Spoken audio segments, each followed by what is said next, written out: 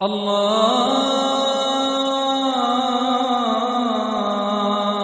أكبر الله أكبر الله أكبر الله أكبر.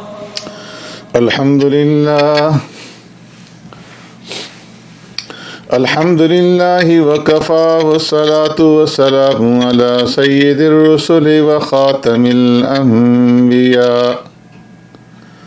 أما بعد فأعوذ بالله من الشيطان الرجيم. براءة من الله ورسوله إلى الذين عاهدتم من المشركين. صدق اللہ مولانا العظیم. معزز سامعین و ناظرین، سورہ انفال کے بعد اب یہاں سے سورہ برات کا آغاز ہو رہا ہے. یہ سورت دو ناموں سے مشہور ہے. ایک سورہ توبہ اور دوسرا اس کا نام ہے سورہ برات. توبہ اس لحاظ سے کہ اس میں ایک جگہ بعض اہل ایمان کے قصوروں کی صفائی کا اور ان کی معافی کا ذکر ہے.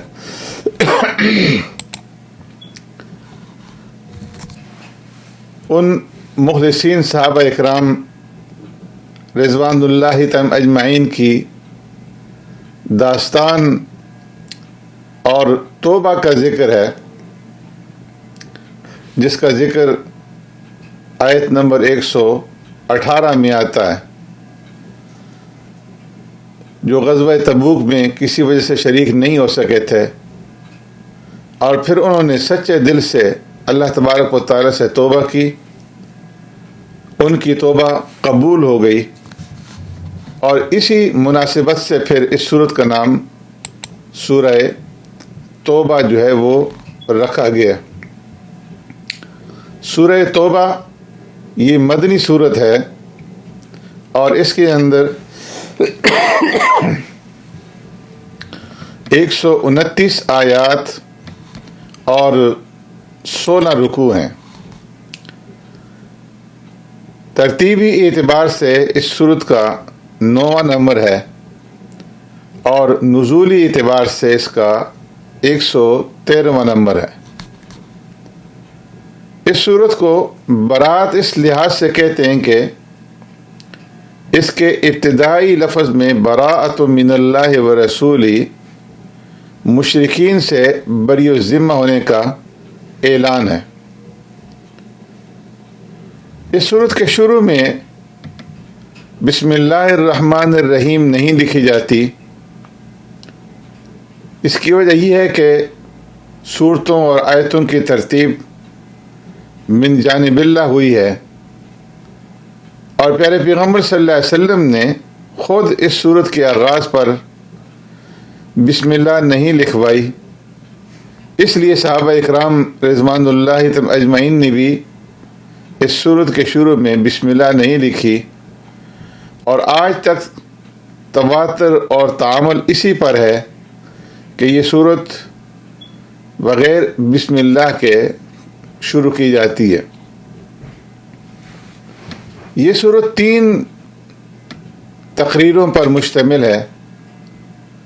ابتدا سے 5ویں تک اس کا زمانہ نزول ذی قعدہ 9 ہجری کے لگ بھگ ہے، اور پھر رکوع نمبر 6 کی ابتدا سے رکوع نمبر 9 تک کا زمانہ نزول رجب 9 ہجری کے لگ بھگ ہے، اور رکوع نمبر 10 کی ابتدا سے ختم سورت تک غزوہ تبوک سے واپسی پر نزولی ترتیب سے نمبر 1 سب سے آخر بھی آنی چاہیے تھی، لیکن مضمون کی اہمیت کے لحاظ سے وہی سب سے مقدم تھی، اس لیے قرآن کی جمع و ترتیب کے وقت پیارے پیغمبر صلی اللہ علیہ وسلم نے اس کو سب سے پہلے لکھا۔ اس صورت کے اندر جو مضامین ہیں وہ اس اعتبار سے ہیں کہ عرب کا نظم و نسق جب اہل ایمان کے ہاتھوں میں آ گیا تو اس لیے عرب کو مکمل دارالاسلام بنانے کے لیے جو اصلاحات اور ہدایات دی گئیں ان میں سے چند ایک یہ تھیں کہ قدیم مشرکانہ رسوم کا پوری طرح سے استحصال کیا جائے، کعبہ کی تولیت اب مشرکین کے قبضے میں نہ رہے، اور عرب کے باہر دین حق کو باطل دینوں پر غالب کرنے کی طرف رہنمائی۔ اسی طرح منافقین کے ساتھ اب کسی طرح کی نرمی نہ برتی جائے، اور مومنین صادقین میں تھوڑا بہت جو ضعف اور کمی ہے اس کا علاج کیا جائے۔ یہ صورت ہجری 9 میں اس وقت نازل ہوئی جب پیارے پیغمبر صلی اللہ علیہ وسلم رومیوں کی سرکوبی کے لیے نکلے تھے۔ اس غزوہ کو غزوہ تبوک کا نام سے یاد کیا جاتا ہے، اور یہ غزوہ سخت گرمی کے زمانے میں پیش آیا تھا۔ سفر بھی بہت طویل اور لمبا تھا، اور پھل پکے ہوئے تھے، کھیتی تیار تھی جو کہ ان لوگوں کا اہم ذریعہ معاش تھی، اور مقابلہ ایک ایسی سلطنت سے تھا جسے اپنے وقت کی سپر پاور ہونے کا دعویٰ تھا۔ مختصر یہ کہ یہ غزوہ اہل ایمان کے لیے بڑی ابتلاء اور آزمائش اور ان کے صدق اور اخلاص کا امتحان تھا۔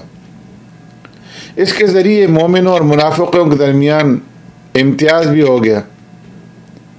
حقیقت میں سورہ توبہ کے بنیادی ہدف دو ہی تھے، ایک مشرکین اور اہل کتاب کے ساتھ جہاد کی احکام بیان کرنا، اور دوسرے غزوہ تبوک کے پس منظر میں اہل ایمان اور اہل نفاق کے درمیان میں فرق جو واضح کرنا۔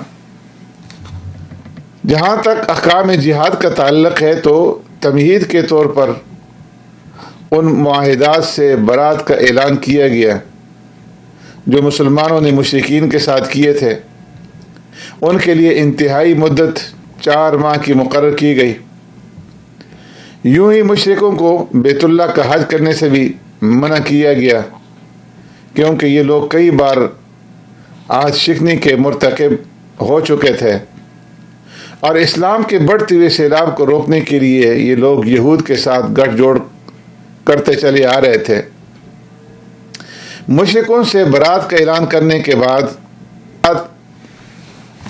اہل کتاب کے ساتھ بھی قتال کی اجازت دی گئی کہ مکر و فریب، عہد شکنی، منافقت اور جھوٹ ان لوگوں کی فطرت میں رچ بس چکا تھا۔ یہود کا قبیلہ بنو قریظہ ہو یا بنو نذیر اور بنو قینقاع، انہوں نے اسلام اور مسلمانوں کو نقصان پہنچانے کا کوئی موقع ہاتھ سے نہیں جانے دیا تھا۔ تقریباً 20 آیات میں ان کی باطنی خباثت اور دسیسہ کاریوں کو تشت ازبام کیا گیا ہے، اور مسلمانوں سے کہا گیا ہے کہ اہل کتاب میں سے جو لوگ اللہ پر ایمان نہیں لاتے اور نہ ہی روز آخرت پر یقین رکھتے ہیں اور نہ ان چیزوں کو حرام سمجھتے ہیں جو اللہ اور اس کے رسول نے حرام کی ہیں، اور نہ دین حق کو قبول کرتے ہیں، تو ان سے جنگ کریں یہاں تک کہ وہ ذلیل ہو کر کے جزیہ دیں۔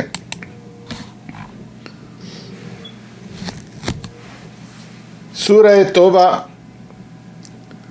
فتح مکہ کے بعد نازل ہوئی، اور اس کی پہلی 5 آیات میں 4 قسم کے مشرکین کے احکامات بیان فرمائے گئے ہیں۔ فرمایا برات من اللہ ورسولی الی الذین عاہدتم من المشرکین، وہ جن سے کسی قسم کا معاہدہ صلح نہیں تھا، ان کو 4 ماہ کی مہلت دی گئی تھی کہ اگر وہ اسلام قبول کر لیں تو ٹھیک، اور اگر اسلام قبول نہیں کرتے اور جزیرہ عرب سے باہر جانا چاہیں تو اس کی ترتیب بنا لیں اور جزیرہ عرب سے باہر نکل جائیں، اور اگر اس کے لیے بھی تیار نہیں ہے تو پھر جنگ کا سامنا کرنے کے لیے تیار ہوں۔ دوسری قسم کے وہ لوگ تھے کہ جن سے معاہدہ صلح بغیر تعیین مدت کے ہوا تھا، ان کا حکم بھی پہلی قسم والا ہے۔ ان دونوں قسموں کو آیت نمبر 1 اور 2 میں ذکر فرمایا گیا، اور تیسری قسم کا ذکر اللہ رب العالمین نے اِلَّا الَّذِينَ عَاهَدتُّم مِّنَ الْمُشْرِكِينَ ثُمَّ لَمْ يَنْقُصُوكُمْ شَيْئًا، یہاں سے فرمایا کہ وہ لوگ جن سے صلح کا معاہدہ کسی خاص میعاد کے لیے کیا گیا اور وہ اس معاہدہ پر قائم رہے، ان کے بارے میں یہ حکم دیا گیا کہ ان کے معاہدے کی جتنی مدت باقی ہے اس کو پورا کیا جائے، اور ان کے معاہدے کی مدت ختم ہونے میں اس وقت 9 مہینے باقی تھے تو انہیں 9 مہینے کی مہلت دی گئی۔ اور چوتھی قسم کا ذکر فرمایا کہ فَإِذَا انْسَلَخَ الْأَشْهُرُ الْحُرُمُ فَاقْتُلُوا الْمُشْرِكِينَ حَيْثُ وَجَدتُّمُوهُمْ، کہ وہ مشرکین جن سے حدیبیہ میں صلح کا معاہدہ ہوا اور انہوں نے خود اس کو توڑ دیا، تو اسی نقض معاہدے کی وجہ سے پیارے پیغمبر صلی اللہ علیہ وسلم نے مکہ مکرمہ پر حملہ کر کے بغیر خون خرابے کے مکہ کو فتح کر لیا تھا۔ ان کے لیے مہلت تو نہیں تھی، لیکن حج کے موقع پر ان سے برات کا اعلان کیا گیا تھا، جو کہ خود حرمت والا مہینہ تھا، اور اس کے بعد محرم وہ بھی حرمت والا مہینہ تھا۔ اسی وجہ سے محرم کے آخر تک ان کو بھی مہلت دی گئی تھی کہ اگر وہ ایمان نہ لائیں یا جزیرہ عرب سے باہر نہ جائیں تو ان کو قتل کر دیا جائے۔ اس کے بعد پھر آگے رکوع کے اندر اللہ رب العزت نے فرمایا ما کان للمشرکین ان یعمروا مساجد اللہ، کہ ایمان کے بغیر کوئی عمل مقبول نہیں ہوتا۔ مشرکین بیت اللہ کی تعمیر کرتے ہیں، حاجیوں کو پانی پلاتے ہیں، اور مسلمانوں کے مقابلے میں اس کے اوپر فخر کرتے تھے کہ اس سے بڑھ کر کے کوئی عمل نہیں ہو سکتا۔ تو اللہ تبارک و تعالیٰ نے یہاں سے ان کی تردید کی کہ مسجد کی خدمت یا حاجیوں کو پانی پلانا یقیناً بڑی خدمت ہے، لیکن اس کے لیے ایمان شرط ہے۔ مشرک کے پاس ایمان نہیں، اس لیے اعمال کا کوئی فائدہ نہیں ہے۔ آگے یہ بھی فرمایا کہ تعمیری مساجد وغیرہ امور یہ اہل ایمان کا حق ہیں، کہ جو لوگ اہل ایمان ہوں، جنہوں نے ایمان قبول کیا ہو، تو یہ ان کا حق ہے۔ یہ کام وہ مشرک کس طرح سے کر سکتے ہیں؟ چونکہ خانہ کعبہ کی نگرانی اور دیکھ بھال کے کام مسلمانوں کی تحویل میں جا رہے تھے، اس لیے بطور تمہید کے یہ سلسلہ شروع ہوا۔ فرمایا کہ اگر تمہارے باپ، دادا اور بھائی بہن ایمان کے مقابلے میں کفر کو پسند کریں تو پھر ان سے کسی قسم کی دوستی نہ رکھو، اور اعلان کیا گیا کہ قُلْ إِنْ كَانَ آبَاؤُكُمْ وَأَبْنَاؤُكُمْ وَإِخْوَانُكُمْ وَأَزْوَاجُكُمْ وَعَشِيرَتُكُمْ،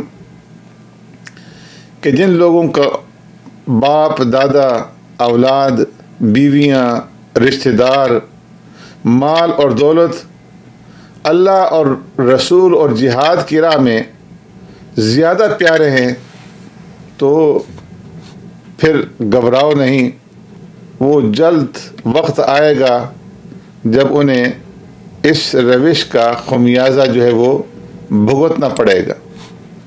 سبحانک اللہم بحمدک نشہد ان لا الہ الا انت نستغفرک ونتوب الیک۔